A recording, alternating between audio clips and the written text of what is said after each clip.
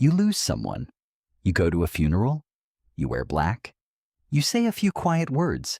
Maybe you cry. Maybe you don't. Then you go back to your normal life within a week. That feels ancient. It feels like it's always been this way. But the real answer is far stranger. For most of human history, death didn't end with a ceremony. It didn't end at all. Your ancestors didn't bury the dead and walk away. They kept them close. They fed them. They talked to them. Sometimes they carried their bones for years. Let's go back, not centuries, tens of thousands of years. At Sungir, in what is now Russia, archaeologists found a grave over 30,000 years old. Inside it, 2 children, buried head to head, covered in thousands of ivory beads. Each bead took roughly an hour to carve by hand. That means someone spent years, not days, preparing for this one burial. Years of labor for 2 bodies that could no longer feel or see or thank anyone for it. Why would a group starving through an ice age spend that kind of time on the dead?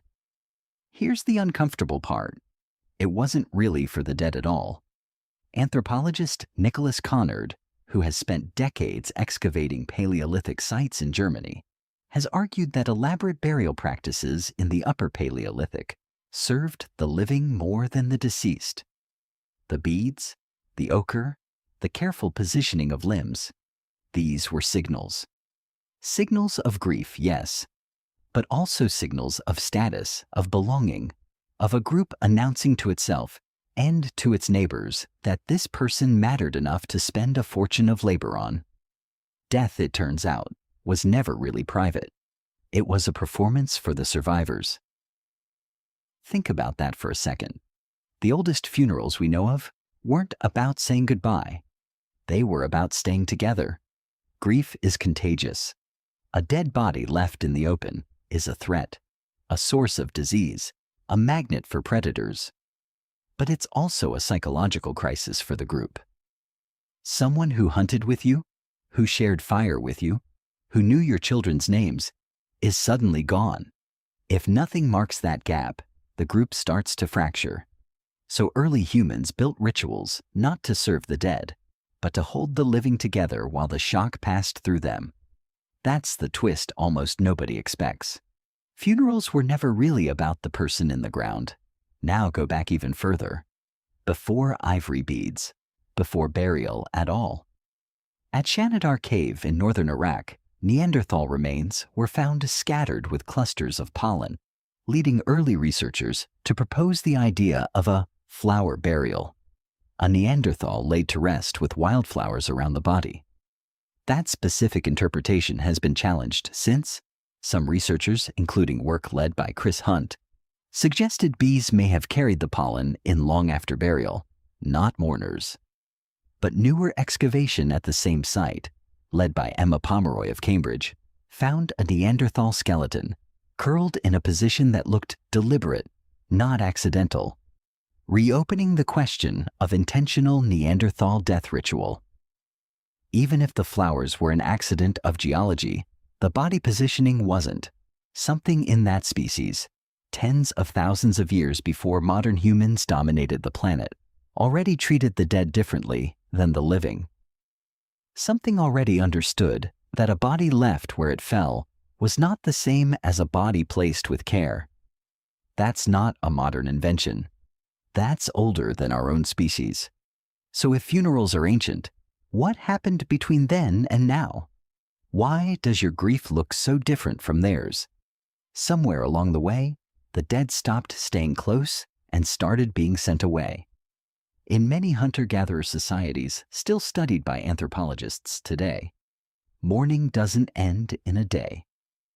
Among some communities in Papua New Guinea and the Andaman Islands, researchers have documented practices where bones of the deceased are kept, cleaned, and revisited long after death, sometimes worn as ornaments by close relatives. The dead were not erased. They were folded back into daily life, present in a way that modern Western death is not. Compare that to now. A funeral home handles the body within days. Grief is scheduled into bereavement leave. usually 3 to 5 days. Then you're expected to return to your desk. Psychologist and grief researcher George Bonanno, who has spent over 2 decades studying how humans actually process loss, found something that surprises most people. Most grief does not follow the neat 5 stages people assume. Bonanno's research suggests the majority of people are resilient, moving through acute grief within months, not years, without needing formal stages at all. But he also found that the ones who struggle most are often the ones who had no ritual space to process the loss publicly. Not too much ritual, too little. That's the mirror. Your ancestors spent years carving beads for 2 dead children because the ritual was the medicine. Modern life gave you convenience and speed. It didn't necessarily give you enough space. Here's a question worth sitting with. When was the last time you were allowed to grieve out loud in public without apologizing for it? Most people can't remember one. Your brain still runs on the old software. It still expects a body to be handled with visible care. It still expects a community to gather, to notice, to mark the gap left behind. When that doesn't happen, grief doesn't disappear. It just goes underground, unresolved, waiting. This is why funerals still feel important, even in a secular, fast-moving world. This is why people who skip a funeral often report feeling like the loss never fully landed. The ritual isn't decoration. It's how the mind closes a loop that would otherwise stay open. Ancient humans didn't have grief counselors. They didn't have 5 stages, bereavement leave, or sympathy cards. What they had was time, presence, and a group willing to stop everything for the dead. Ivory beads took a decade to gather and a year to place in the earth.